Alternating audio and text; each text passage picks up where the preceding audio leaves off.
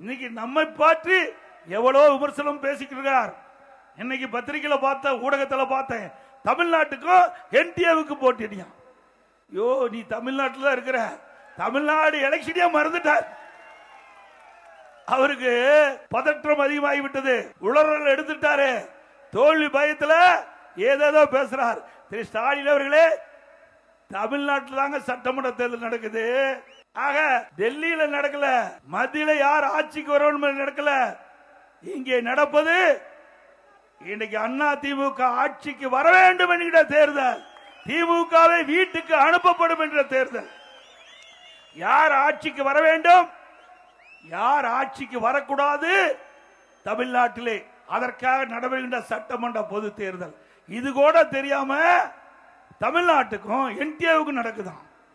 நீ இப்படிப்பட்ட ஒரு முதலமைச்சரை வச்சுக்கிட்டு நாடு தாங்குமா? எங்களை எதுக்க துணிவு இல்ல, திராணி இல்ல, தெம்பு இல்ல.